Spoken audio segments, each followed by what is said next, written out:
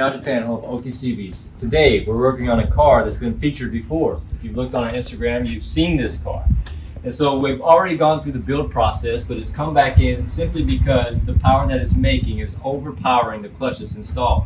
It has an ORC super single or super light in it, and we're going to be putting in a ORC twin plate and then retuning. We're also going to be installing Tomei headers, aftermarket oil pan, oil cooler, chase bays, power steering reservoir, and lines. And then, yeah, we're going to retune it. So for ease of things, we're going to pull the engine again. Instead of taking the transmission back to do the clutch, we're going to actually pull the engine to install the headers and all that. So it's almost like we're repeating. You might feel like this is some type of deja vu, but it's not. It's a different car. Engine's out.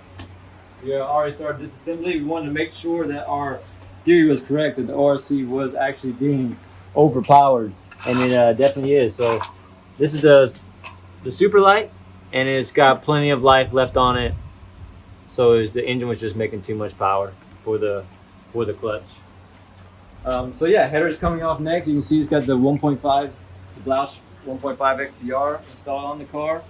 We'll be taking it and leaving it on, just replacing the headers, the clutch, the oil pan, oil cooler. Yeah, all that good stuff. So if you don't remember, this is a 2.2 liter stroker built by Tomei. So EJ207 2.2 liter stroker. And so it makes pretty decent power straight out of the box. But he said, I want more power, as that one guy said. And so, yeah, we tuned it for him. We got a lot more power out of it. It's a no joke setup. But he wants more power again. And so now we got to put all this other stuff on it and tune it again and make more power. And so, yeah, stay tuned, man. The headers are off. Next, we're going to drain the oil from the oil pan and remove it. So while the oil is draining, we can go over what oil pan we're going to be putting on the vehicle. So this customer, he went with the IAG aluminum oil pan. It has all these fins on the bottom that help with cooling. It's also extremely baffled just to help focus the oil around the oil pickup. And speaking of oil pickup, Subaru is actually known for having their oil pickups go bad. And right around here where these welds are, they'll crack and allow air to get in there, so it can't fully suck in all the oil that the engine needs, and it'll starve the engine of oil, which causes a bearing failure, engine failure, essentially. So yeah, we're going to be installing this extremely good-looking oil pickup and oil pan. So if you can check out the welds around this pickup on the new AIG stuff, they're pretty beefy. Normal wear and tear, even abuse shouldn't break these welds. The factory stuff. Now this thing doesn't even look welded. It looks brazed, like it's just been brazed together rather than welded. Even though brazing is a form of welding, it's nowhere near the quality that AIG is, and that'll crack and just allow air into it. Look in the backside; it just doesn't look safe. I wouldn't put my confidence in it, though we put confidence in them all the time.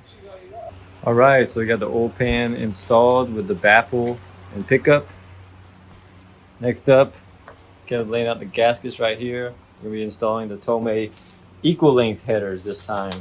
The Forester, we installed the unequal length. This is going to be the equal length.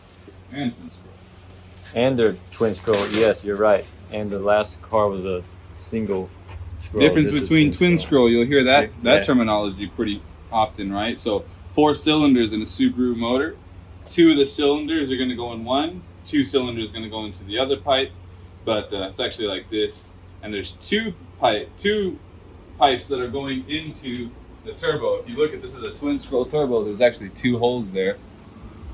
And the single scroll will just have one. JDM.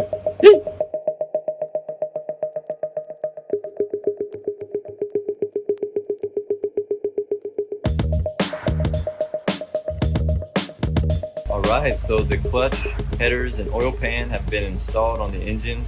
Next up is engine bay prep.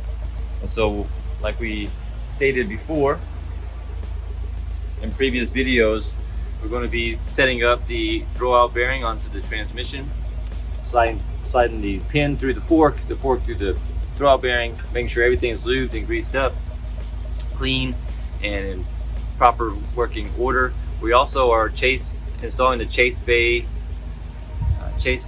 power steering reservoir kit. So while the engine is out, we'll knock that out too. So we skipped quite a few things. We didn't really record the installation of the engine, but if you check out some of the other videos, and we'll in the future make a video showing how to install an engine, how to remove it and install it in detail. But you can see that it's installed. This is the one with the oil pan and the twin scroll Tomei Equal Length Headers. So yeah, anyways, the engine's been installed. It's pretty simple. Chase Bay's power steering reservoir kit. Pretty simple to install, but you really need to pay attention on how you put the lines in, because it's easy to do with the engine out. It's easiest to do with the engine out. But then we install the engine and the header's just resting right on top of those bad boys. And so you gotta jack it back up, take things apart, and figure it out. So yeah, engine's going back together right now. We got top mount intercooler, downpipe, pitch mount, a few things, fluids.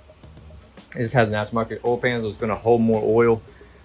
So yes, just gonna take it slow as we put it all together. In any case, stay tuned. It'll be off jacks here soon and running down the street. Now that everything's back together, the last step before taking off the jack stands is going to be putting fluids in it. We always like to put the fluids in and start the car, let it warm up with it on jack stands, just in case there are leaks, so you don't have to worry about jacking it up and all that good stuff. We can see where it's leaking while the car is running. That way we can fix it. Like we stated in the video going over the fluids that we use, we put 5W40 Castrol Edge full synthetic in this car. The power steering reservoir was changed, right, in all the lines, so we have to bleed that system as well. And then 50/50 coolant. Pretty simple stuff there. For the reservoir though, a good rule of thumb, and then you can find this online too, but if you're on this YouTube channel right now, I might as well tell you, don't go anywhere else. For bleeding the power steering pump, if you put a brand new power steering pump on, if you put brand new lines, reservoir, and if you empty the system, it's good to bleed it. And the process for bleeding it is with the front wheels off the ground, turn it slowly with the fluid in it, right? And don't forget, the fluid is automatic transmission fluid for these Subarus. And so with the wheels off the ground, turn it full lock to the right, full lock to the left, slowly. And it's with the cap off so the bubbles can escape and so on and so forth. And then once you feel that the steering wheel is pretty smooth, then you'll let it down onto the ground and let weight be there on the tires.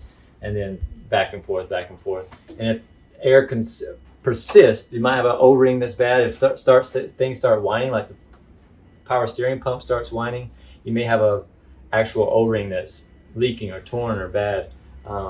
So he also has a brand new clutch in it. So we're gonna have him come pick the car up and do a 500K break-in process for the clutch.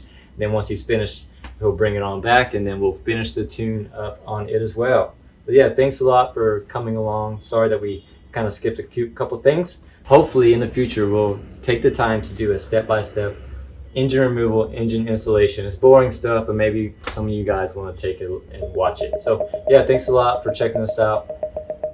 Stay classy.